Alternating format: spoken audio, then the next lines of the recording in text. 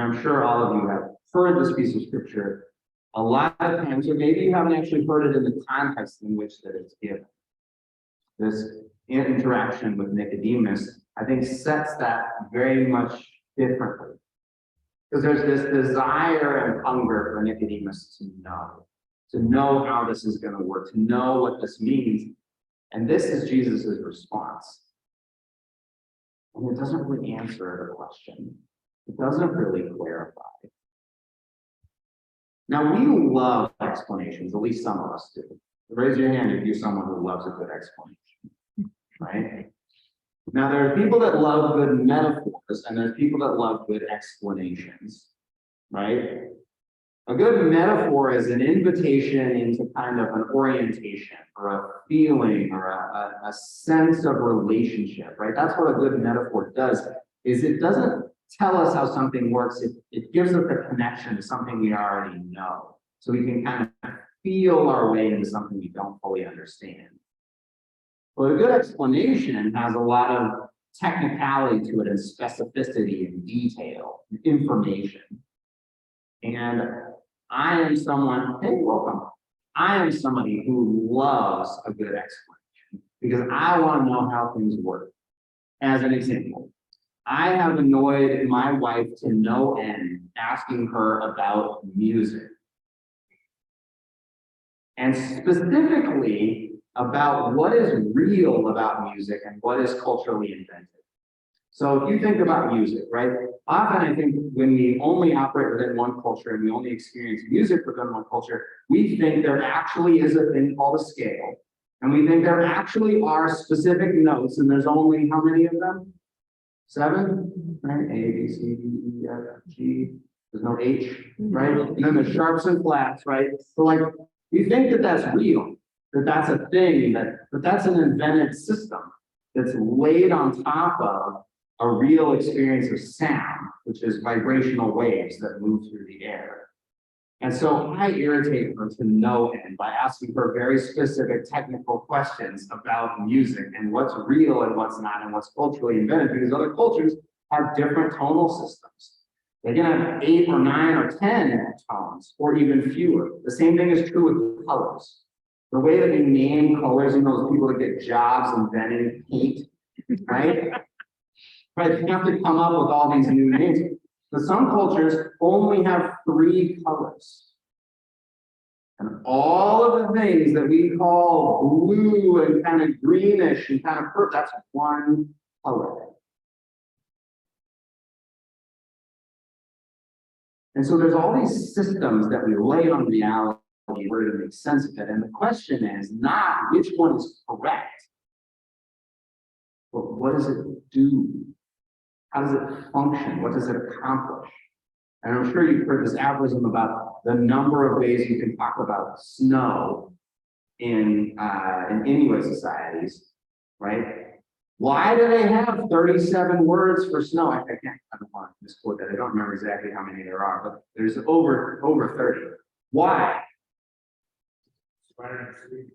Because it's specifically relevant to their life, right? Being able to differentiate between those two things matters. Sometimes in our culture, I think we spend a lot of time trying to differentiate between two things without exactly knowing why we want to. I think sometimes I get tricked up into the idolatry of knowing information as if that matters. So I don't think it's fair to say used to, but I used to be an extremely arrogant and hyperbolic person who liked to make a really big point about knowing stuff and being very smart. I should DM, I wish I could write used to and just a bit smaller font in my speaking. But I used to know a lot of stuff about what was happening in North Korea and Somalia. And if you knew me at that time, I would have a conversation with you about it. And you would know that you didn't know anything about it. And you didn't know that you should. And now you would know that you were missing out on some interesting information that had almost no bearing on your life. And it had pretty much no bearing on my life either, except that I knew of it. How many of you know about the idolatry of knowing stuff and feeling like all right, I'm participating in the world because I know things. Sometimes I think that I wanted to know stuff because knowing stuff was easier than feeling stuff. That if I knew stuff, I could resolve this issue of not feeling like I was enough. Because I knew stuff, and knowing stuff is important, and it matters. Yeah. Older brother from the attack that said, most of you who think you know everything are very annoying. I'll repeat that for those who can't hear. A hat, somebody gave Anne a hat and said, those of you who think that you know everything are very annoying to those of us who do. Man, isn't that just like a true statement, though? You should give that hat to everybody. But I think that I was trying to know stuff because it was easier than feeling stuff. And I think that it helped me resolve some of this issue and not have to deal with this like real feeling like, man, I'm not sure I have to figure out what my gift to give is, because that's going to make me worthy. And knowing stuff's going to be my gift. I'm going to learn some stuff. And I'm going to pick something that other people don't know about. So I have a specific, like being that guy in your trivia group that like really brings it home because you know like the geography of Africa for no reason at all, other than because it's impressive to people that don't know it.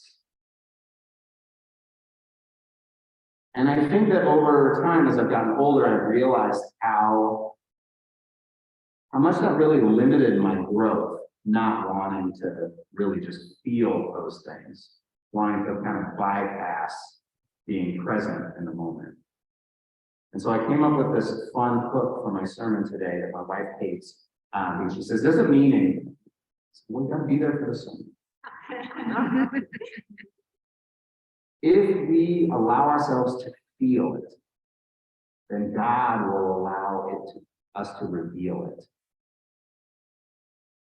But if we just try to know it, we're going to be grasping. And it's going to be within our own frame and our own system and our own understanding, because our knowledge has to hang on hooks of information we already have. But then if you had that experience where you're trying to learn something and you just can't make sense of it, can't make sense of it, can't make sense of it, until finally you figure out something that's kind of similar, and you're like, oh, it's like this. And then all of a sudden you got it. I do this with names all the time. I have a really hard time learning people's names until I associate some kind of mnemonic. So like there's people that I know because I learned the names of the people at the coffee shop by finding some hook and then trying to associate their personality with like Fozzie Bear or the movie Carrie, or I'm just thinking through all the people who work in there right now. And like that, finally I got a hook and now I can remember this piece of information. Right now I can make sense. Well, many of you probably heard me tell this story before, but I'm going to tell you because it's a great story. I was listening to NPR one day and I heard this story about this bird watcher who lived in New York City and would go out to Central Park and was an avid birder. Part of a birding community, they went out there twice a week with their binoculars and they have these checklists, right? And they'd be looking for all these birds and really competent, very well respected person there moves to the West Coast and gets a call from one of his very good birding friends and says, hey, how's the birding community out there? What are you seeing? And he says, you know what? I haven't joined one. And he's like, oh, really? Well, what are the species that are at? He's like, I haven't learned any. And his friend is like, this is John, right? It's like, yeah, you know what I noticed is when I moved out here, at first I was tempted, but I realized that what I wanted was I just wanted to know. I wanted to check them off the list. I wanted to be able to say, oh, that was a red-breasted robin. Oh, that was a woodpecker. I don't even know the names of the birds of this. Is how not helpful I am in telling the story. But he decided he didn't want to know. Because what he noticed was when he didn't know, he sat and listened. He looked and paid more attention. But when he knew, he just stopped looking once he recognized it. Once he said, oh, that's this kind of specific subspecies, cool. done, on to the next one. And he was having this moment of spiritual awakening almost to this thing that he had been doing for 20 some odd years that hadn't had this profound impact on him, even though he had been doing it regularly and had become very competent at it. It was like he still couldn't see it. And there was something about his knowing, his knowledge that was getting in the way of his feeling, of his connecting, and honestly, of his enjoying. Sometimes our explanations take us out of our experience. Sometimes trying to figure it out is actually kind of secretly or subconsciously a way to not grapple with what is and how it feels. You get this most in issues around grief and suffering and pain, right? When someone's trying to explain it and they think that they're helping. They think that they're helping. They're telling you, oh, they're in a better place, right? What garbage, right? But even this other one, guy was injured and was kept on life support, and then they pulled the life support and he died. And the father of his wife said to her afterwards, you know, he was probably already dead. And the life support just kind of took, he's probably already been dead a while. And he thought that was a comforting thing to say, whether or not it was true in any kind of meaningful sense, just like completely did not meet her in the moment whatsoever, right? Have you had people do that to you, try to give you information and explanation that just is not, hello, I'm right here, right? But the information and the explanation is like, I don't know that it's actually comforting or soothing, but it's delightfully distracting from the feeling of what's really going on. I think we need to feel it. And I think in the feeling it, God will reveal it. Reveal more, not about what it is or what it means, but about what do we do with it? How does it inform our life? Where do we go from here? But I think so often we're using our explanation to avoid really feeling it, and then we don't integrate it. We just check it off the list and put it in a box. We organize it somewhere. So I'm curious, where in your life are you allowing yourself to not really know how it's going to work out and not try to figure it out? Not try to explain it, make sense of it, organize it, but just kind of feel it, just kind of show up to it.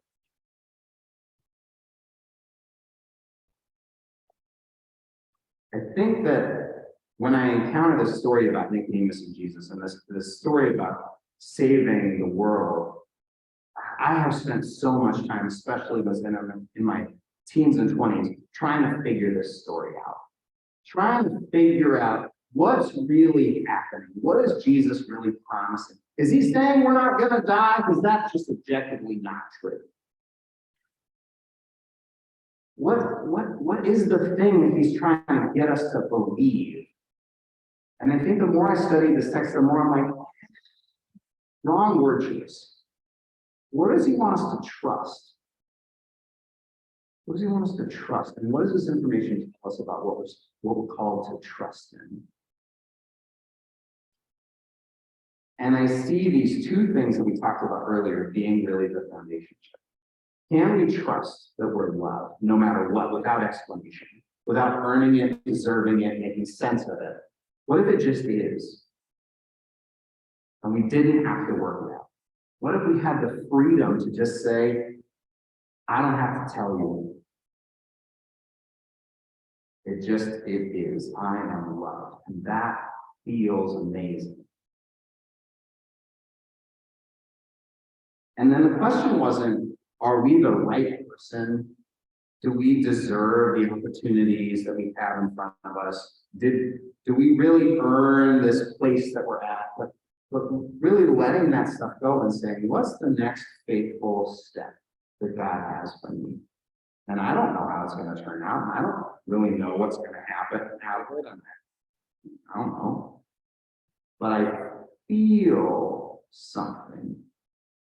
And I'm sharing that feeling with other people just to kind of confirm that it's not me getting sucked into a rabbit hole, or that I'm not actually being codependently manipulated by these other relationships that are making me feel a thing, right? But like, now we're sharing it together and we're figuring out how to creatively respond to this feeling. How am I arriving in the present so that I can arrive to the presence? You know, and that's what always made it really hard for me to take communion was I had to figure out, what does it do? Right? What is it accomplishing? Am I changing by this meal? Is it changing? What if I didn't have to know? What if I could just suspend my understanding brain for a moment and ask myself, what does it feel like to participate? What does it feel like to eat and to drink and to remember and to participate in this 2,000-year-long practice of gathering together and calling in the Spirit of Christ? What if I don't have to know?